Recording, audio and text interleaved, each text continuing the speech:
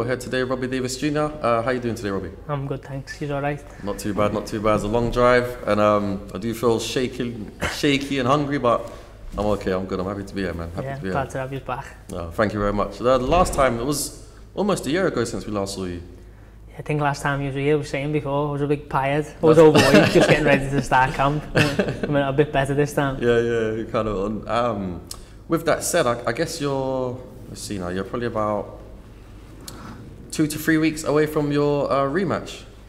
No, 3 to 4, just in between the 4th to the 3rd week, but about another 2 weeks of training, final week, not really much will go on, just be a bit of weight maintenance and keeping sharp that last week. Yeah, and to bring things into perspective, I guess, like as I said, the last time we saw you was at least a year ago, and a lot's happened since then. When we spoke before, you were, and potentially still are, we'll find out today, on ITV Sport. Basically, you alongside Chris Eubank Jr. helped to launch the resurgence of ITV in boxing. And you had, I think it was, correct me if I'm wrong, but I think you had about you'd already had a fight on ITV Sport, one in very, very good fashion. And then you had another fight with, and I hope I say this name correctly, Michal Syrowatka. Yeah, we were there, we were ringside as well, thanks to yourself and your team. The fight didn't necessarily go the way you would have wanted it to go, and I think the fans, more or less, a good portion know, or some people don't, but I think people would like to know what really went wrong in the lead up to that fight, and what's put you in a position now to be going for the rematch. Well, the more obvious one was with like 2-3 days before the fight, a personal friend of my dad's took it upon himself to ring me up and say your dad's been rushed into hospital. But like obviously my family and all that obviously knew, but kept it away from me. But for some reason, someone's always the bearer of the bad news. And then at the time, when you speak to your family, I knew that they were hiding something anyway. So I probably was thinking to myself, it's probably worse than what they're telling me. Yeah. And then to be the only fight my dad had ever missed. Going into the fight, like I was probably thinking it's I'll be alright and things like that, but these sort of things at the back of your mind always play a part, and because like the game plan went completely out the window, I just went out and had a complete war with someone that was 5 foot nothing, do you know what I mean, when it should have just boxed. But even previous to that, what I have mentioned in a few interviews now, but about say 2 weeks before final preparations of me sparring, I had David Avenge over, former world champ. Yeah, okay. And he was heavy, like, and we had good sparring, but then in like one of the rounds he hit me with a body shot, and it wasn't a shot that like winded me. It was like, I said to Dave, something's not right there, and I felt like it damaged me more. And then the very next day, I woke up with diarrhea. Okay. And literally for like 4 or 5 days, couldn't train. Had to do all the old remedies of eat bananas, rice and everything to block it up. And then by that time, we were on the final week where, because we couldn't just stay at home, we had to go up to London and do like all the camera stuff because it was a big show. Because I was only doing 30 seconds here and 30 seconds there, I was convinced. I'd told Dave, no, I'm alright, I can still fight. I didn't want to let the opportunity pass me by, because in boxing it's like, I felt like these opportunities have been passing by me all the time, and now that I'd finally got one, I didn't want to let someone else jump in the hot seat. So it like convinced my teammates out I was alright. But on a more personal issue, the catch-22 was, my fight was on the same day as Dave's, my coach's wedding, his only daughter's wedding, and he'd already said he was coming with me. So he didn't want to say to me, pull out, because he'd have thought I thought, you're only saying that because you want to go to the wedding, which I might have, do you know what I mean? So it like half convinced him to still let me fight, when deep down, like after it, he'd already spoke to Neil, and Neil had convinced Neil, my manager as well, saying I'm alright, I can still fight. But when you're only doing all the little 30-second clips here and there in the ring, they don't tire you out and no one's hitting you back. And then I remember in like round 3-4 of the real fight, I was like sweating really bad, like my body was hyperventilating, trying to get all this shite out of me. And as it went on like that, even if you watch the fight back, like my team were talking to me in the corner, and I'm just vague. I'm just staring into space, I'm not taking anything in. And then obviously with that, what was going on with my dad, so I had that with the sparring, the final preparations, because I had to do all the old remedies of eat bananas rice and rice. It's all carbs, and if you're not burning it off, like 2-3 days before, like I'm an absolute professional, I'm like a couple of days before, I'm only a pound or 2 over. Yeah. This time I was like, some fighters can do this, I was like 8 pounds over with 2 days to go. If you're used to it, fair enough, some fighters do that, but I weren't used to it, and having to do a full pad session in a hotel room, and skipping to get weight off and all stuff like that, it was like a storm, like an accumulation of everything that could have went wrong happened in that fight. And if you think about it, if I look back at it now, the only thing I can take from it is like, everything that went wrong, he beat me with 90 seconds to go. With 90 more seconds, I had to scrape myself over the finish line there. Yeah. Do you know what I mean? In the worst possible version of myself. So afterwards, and we spoke to the team and everything, and we were thinking like, what's best to do, and there's other avenues you could take, because like before that fight, like the opinion of people was like I was invincible, but once you've been beat, you start seeing people come to life then in the same weight category as you. Yeah, absolutely. People start like thinking, I'll have a go with that then. If he can do it, I'm better than him. I can beat him. Do you know what I mean? It's just the way people is. That's just boxing for you. I've done it myself. I've seen it with other fighters to get beaten and think, I could have done that to him. So they were obviously doing it about me. Yeah. And as the time went on, like I had other opportunities, other big money fights, other big stages I could have went to.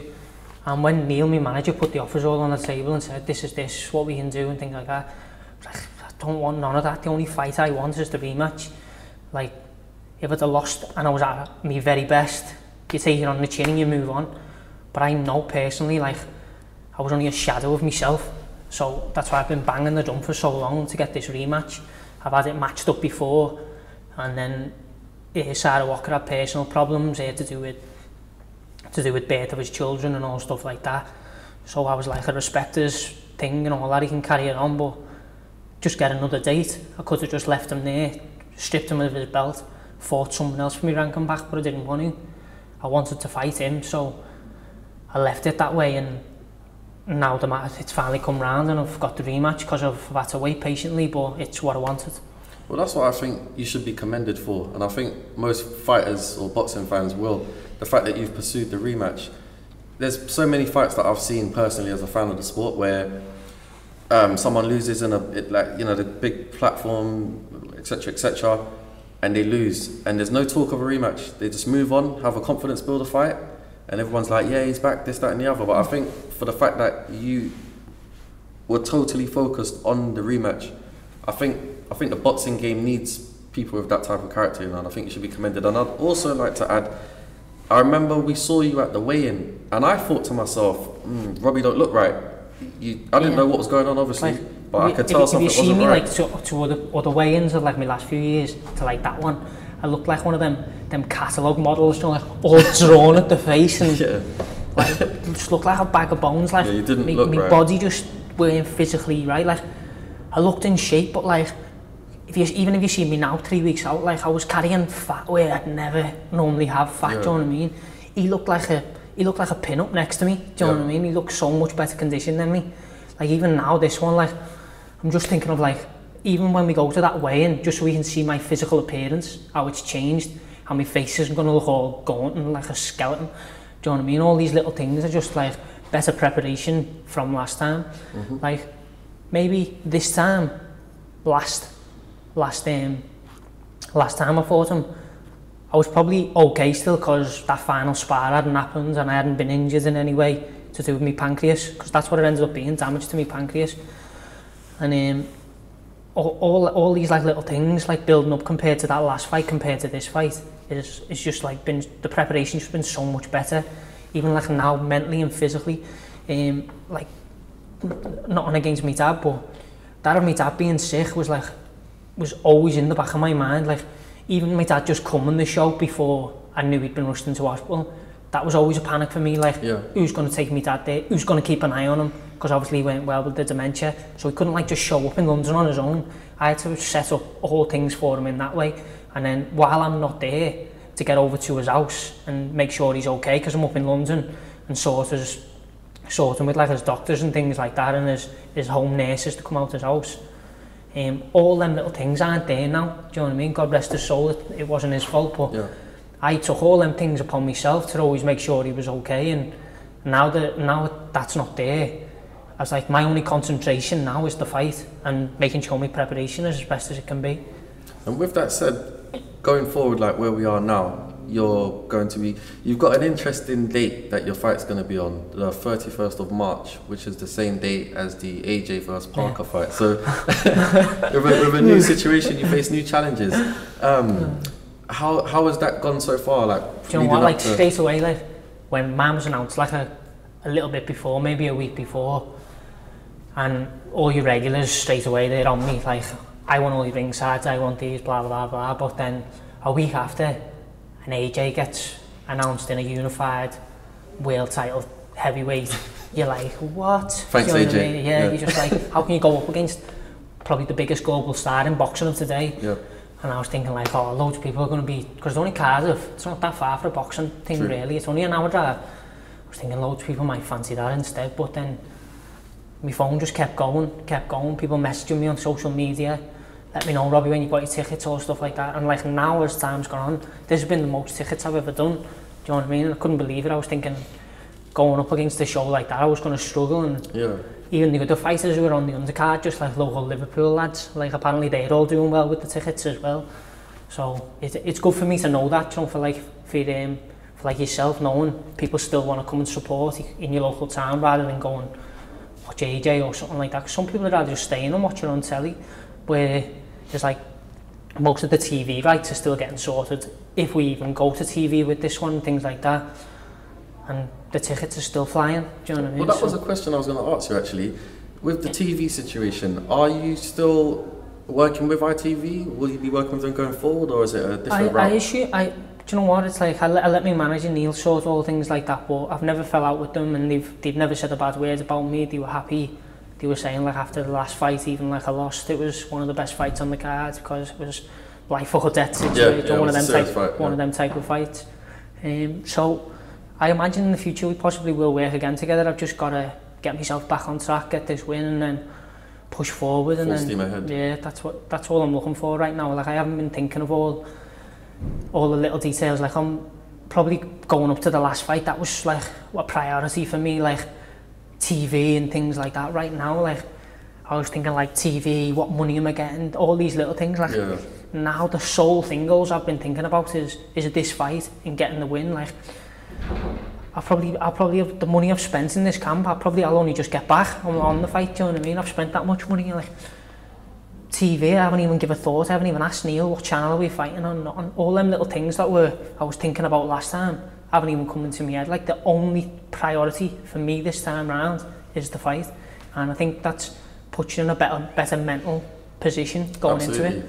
It's almost like, I don't like to use a film as a reference, but listening to you reminds me of, and obviously it's a movie, but when Rocky had to fight Drago and he went up into the mountains and just went away from everything, you're kind of stripping away all the distractions, and I guess in real life terms, due to various different circumstances, that's the mindset you're in right now, where you're just tunnel vision focused on your opponent, on the rematch, and you know, we hope that you get the win. I believe you will personally.